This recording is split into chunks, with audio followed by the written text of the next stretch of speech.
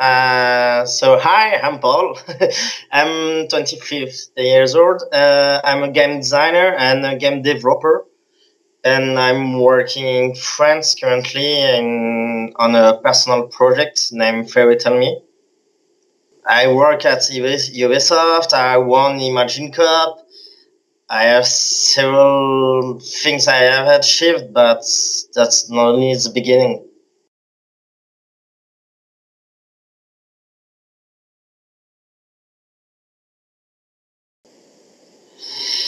It was really great because you can meet some very interesting people. I was not in the production side, but in the editorial side. I was responsible to make reviews for many games. I was in the casual team, so I've worked on different projects like Marvel Battle for Earth, Shape Wii U, Hip Hop Experiences. In all of the projects we received all of the build once or twice a week, and we have to make a review to send back some things to the studio to approve what they are doing. But it was really great to meet all of the people I have been the chance to be with and to work with.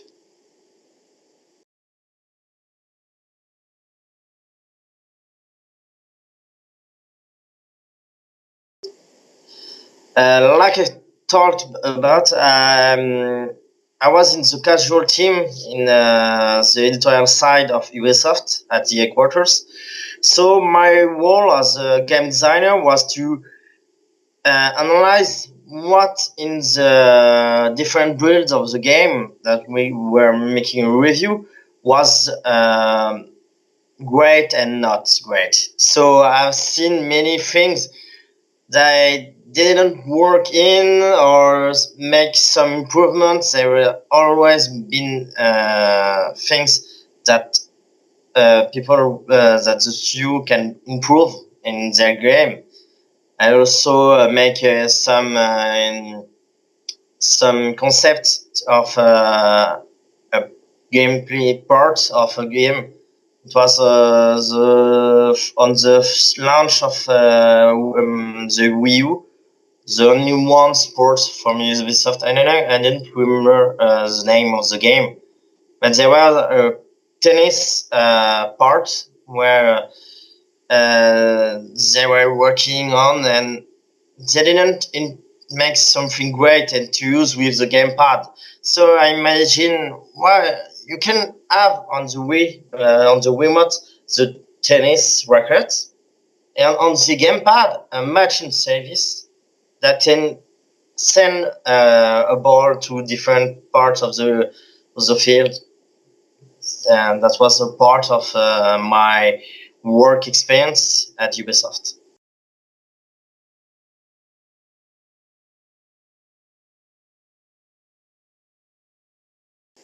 The most amazing thing I've ever experienced at Ubisoft was the encounter with all of the people I work with.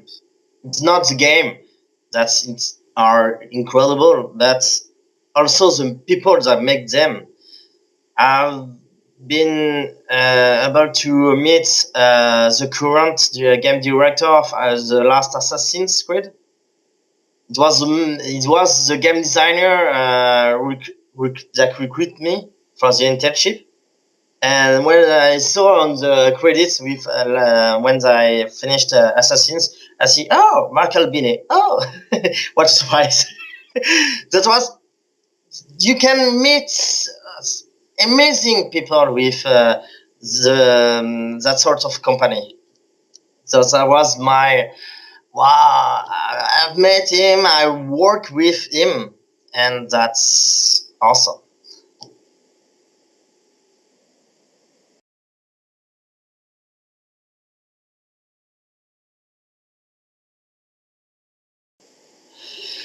Well, that's a little tricky. I didn't post on the website to have an interview.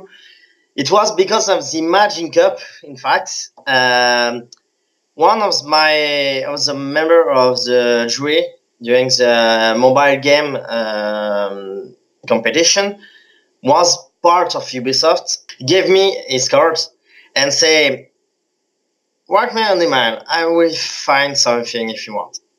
So a month later, I was, "Oh yeah, I want to work with at Ubisoft. I don't know how to do." And say, what do you want to do? I say, I want to do game design. And he say, okay, let me check. And that's how I got the internship 1 year early. It was like I was the first interview in November in 2011. And the second interview was in March or April in 2012. And I started at Ubisoft in June in 2012.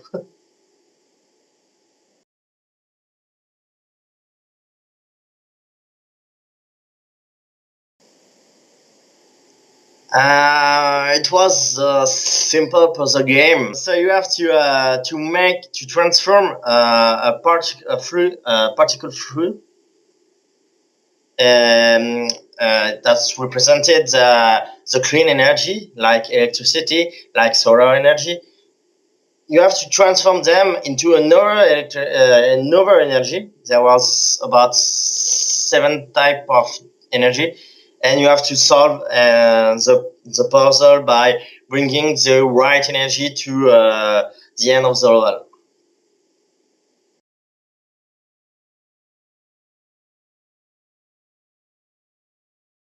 I think it's like for Rafaela, it's the same thing. It's unbelievable. We were 15 teams, and we have to make a first presentation. The second day, we have to present on a stand our project, and the third day, we have to make a second presentation if we had been selected.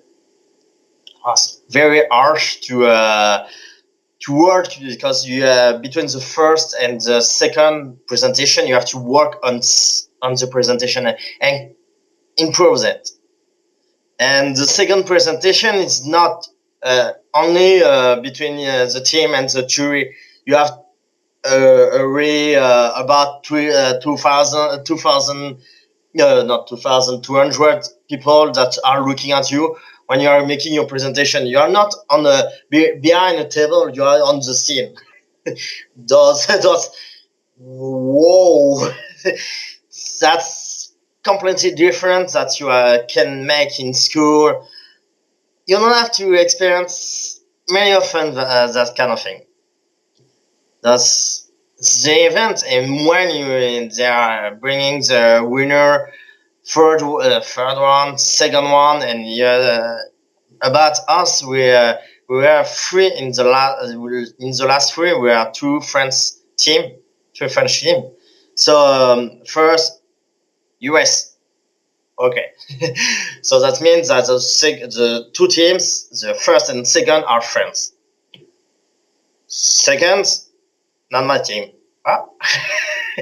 That's quite shocking because it's a little puzzle game, but in that kind of event, and when you are making a presentation, I think that's gonna help some students. The game is important, but the presentation is a lot more.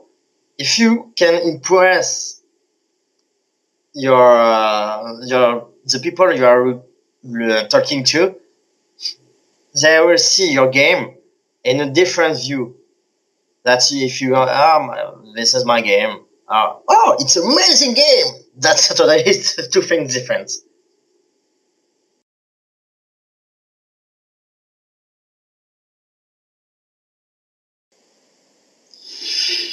It's not all It's not all. You have to work hard to make a game, because you can come and say, "Oh yeah, I can talk about a game," but we don't have a game.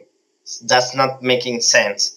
You have to make a game that can work, that you can play with it, and let people play with it, and make a presentations that can be awesome. You just have to see the E3 event. When you see all the presentation about Ubisoft, Electronic Arts, and all of them, you can see that maybe it's another Call of Duty, another I don't know, Just Dance, or another Assassin's Creed. When they are making the presentation, you want to play with. That's what I'm talking about. It's if the presentation can make the people in front of you want to play the game, it's impossible to be in a competition. You have lost your competition.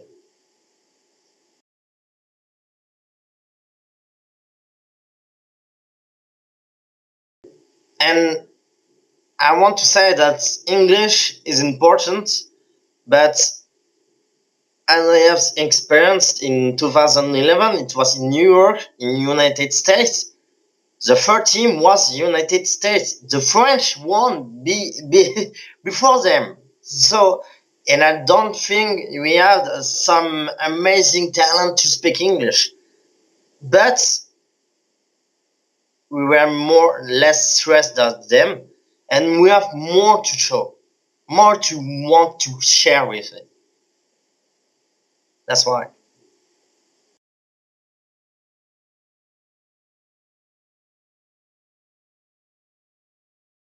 Fair, tell me. It's a project that's undergoing. We are currently working with, and well, it's a lot more difficult that the job I have to make Blue Energy with the other team members. It's a game where you have to bring a child, the child to draw on his own hero on a paper, and after you have to take the iPad or the Android tablet or the Windows tablet and import it in the game and play with it. And you will experience some an adventure, a fairy tale, and after all this adventure, he will be able to print in his own house his own fairy tale. He will be able to write what he experienced during his game when he played. What in this part of the game? I experienced this. I've seen our personage. I've seen the dragon. I've seen, and he can write what he have to share and what he want to get the memories of it.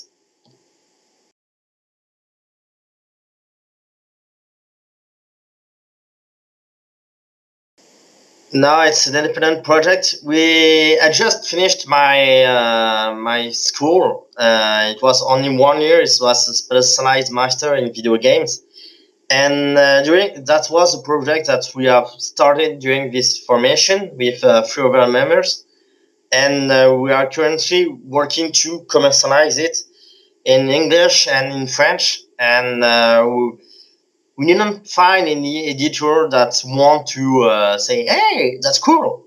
Do we want to work with them with us to make it possible?"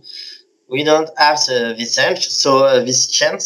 So we are currently working on it in our meantime.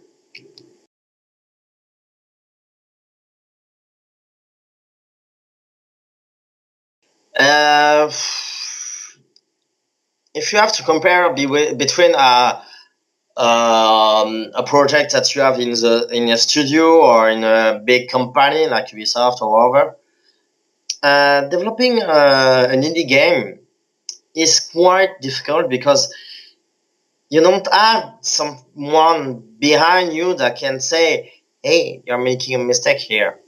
You make only the mistakes, and that's quite a way to learn how to make games. It's different by many things to between developing in the studio and developing for yourself.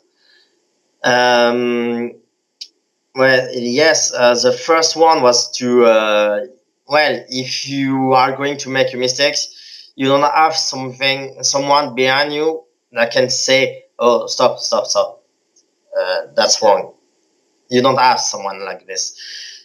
The only one who will see this, tell you this, is the buyer. They say, "Hey, you have made a mistake here. Give me my money." that's not the same thing.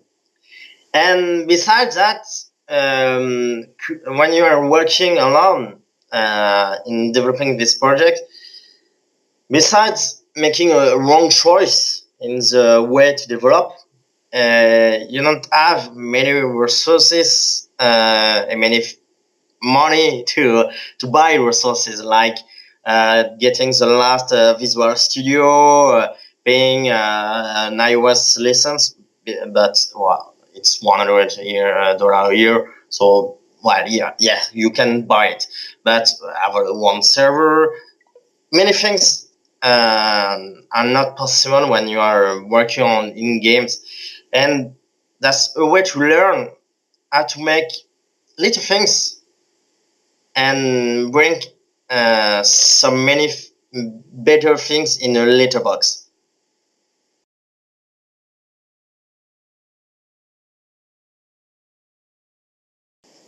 Well, it's with when you have it's the difference between building a box when you have, I don't know, $10, and building a box when you have $1 million.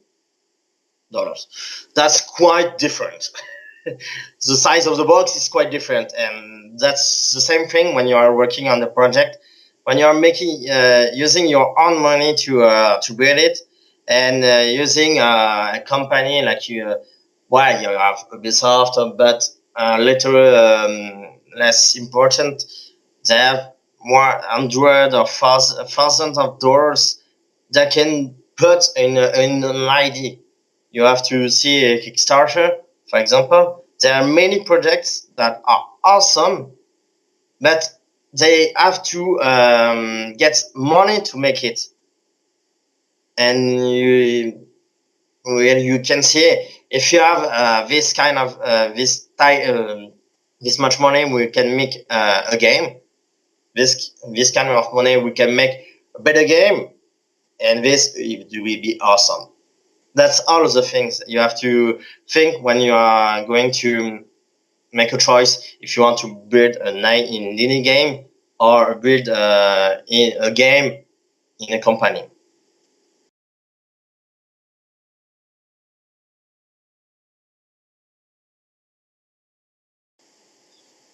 Well, you can get all the credits about the game. Yeah, when you are working, for example, in Assassin's Creed, you have a thousand of people that are working on it, and well, you have this type. It's my name. 5 seconds. That's all you can get from credits when you are working on a big project. When you are working on your own project, well, yes, you are making your own mistakes. The mistakes that maybe someone has already made. But well, if your game pleased many people, well, it's your own credit. You have made it. That's the same thing when, like, you are participating in the Imagine Cup. When you are bringing your project to the worldwide, we have the chance to see Steve Ballmer at in 2011, and he said, "Yes, everyone in this room is a winner because you are here," and it's true. The Imagine Cup is about, I think it's 300 or 400,000 in the world. So if you are in the last 100, well, you have achieved something. And it's not because you have the help of people on the right, it's because of you, because you have made it. So that's a pretty big difference when you are working on your own project.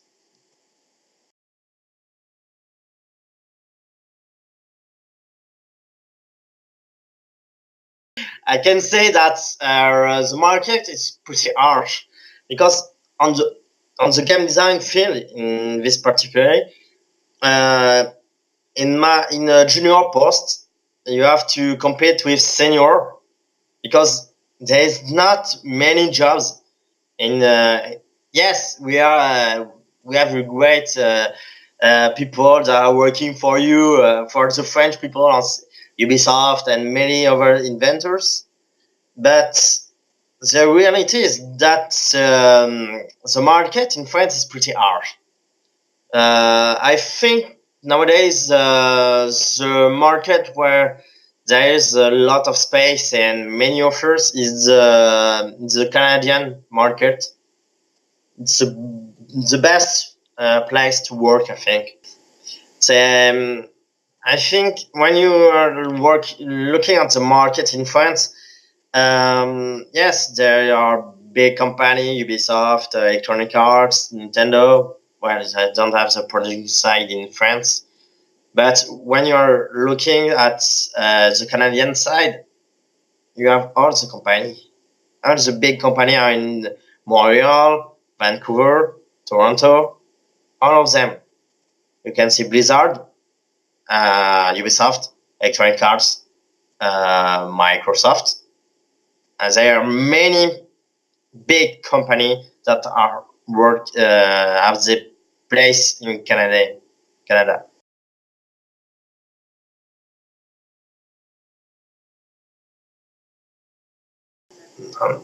Yeah, first of all, yeah, there are many company, a lot more, I think. But you have all of the big ones that can say, "Hey, I can recruit you," and well, it's I think there are two kind. In fact, there one kind of game designer. It's to play and to build many projects alongside phone game or a PC game or Xbox or PS4. But well, it's been 4 years that has started to work in the video game side, and well, I've been working only on the phone game, so I want to change that. I want to make a PC game. What are the challenges? I don't know, and I want to learn it.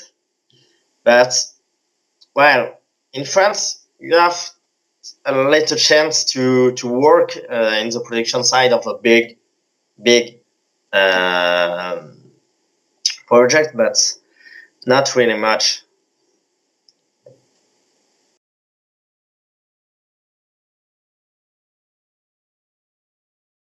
The first thing when you are seeing a people someone, yeah, I'm a game designer. The first thing is, oh, what do you draw? No, designer is not to draw. It's to make the feel, make the background of the game. That will be simple. It's to make all the mechanics that are going to be in your game.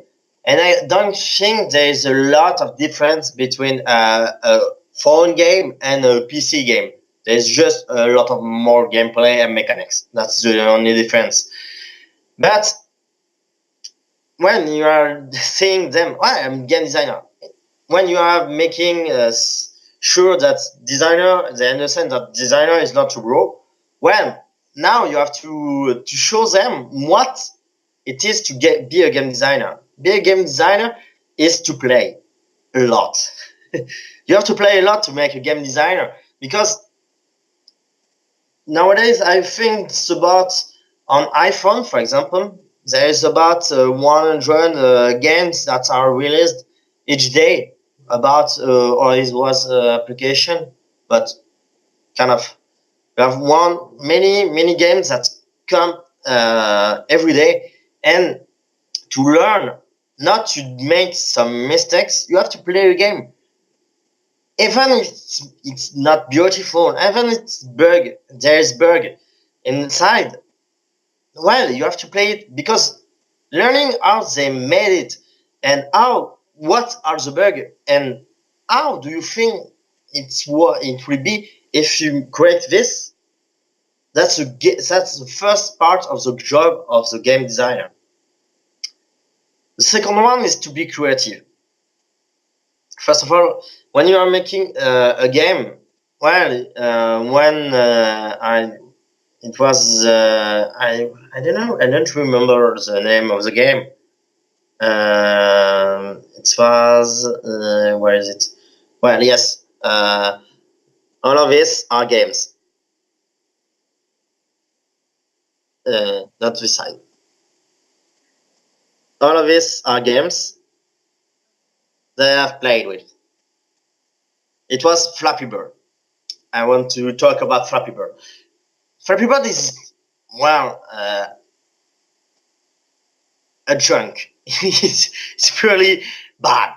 But if you are, when Flappy Bird explodes, the number of downloading explodes, there were about, well, many copies a day. You can find, well, Flappy Bird, My Bird, everything. You can find everything is a copy of another thing.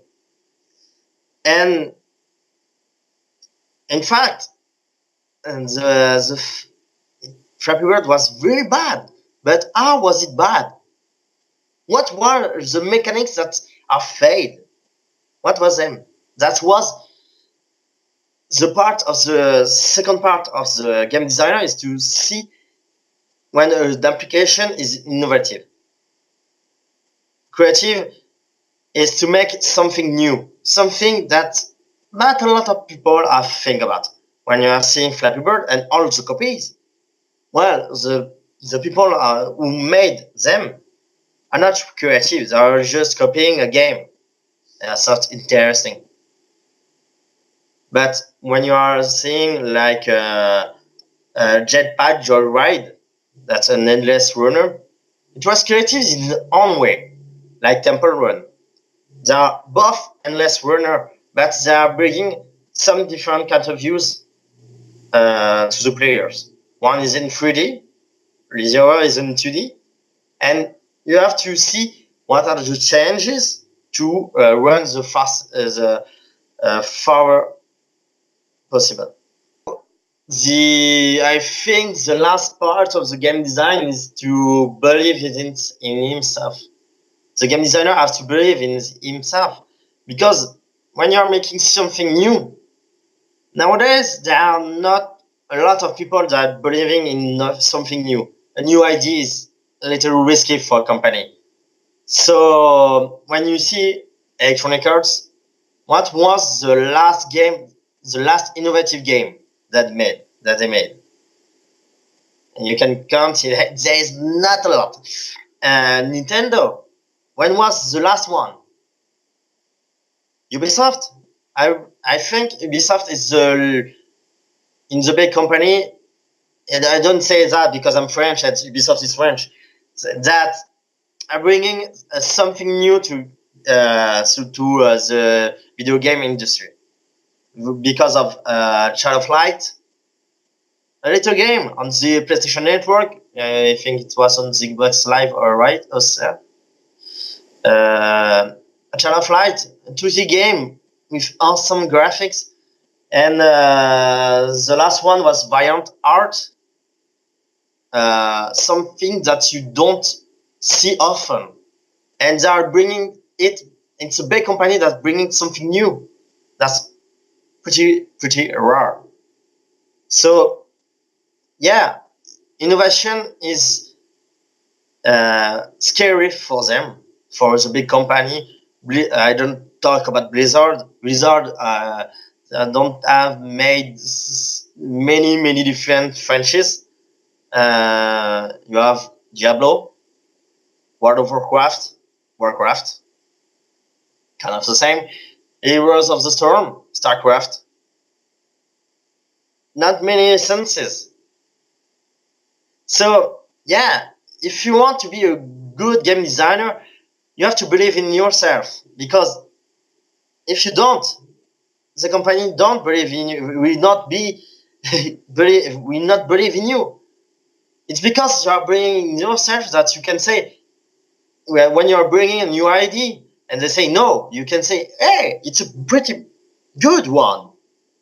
We have to speak about it. Not say just no. We have to speak about it and see if yes or no, after the debate, it's a good idea that we can produce or no. You have to believe in yourself. That's the last thing I want to say about the game designer job.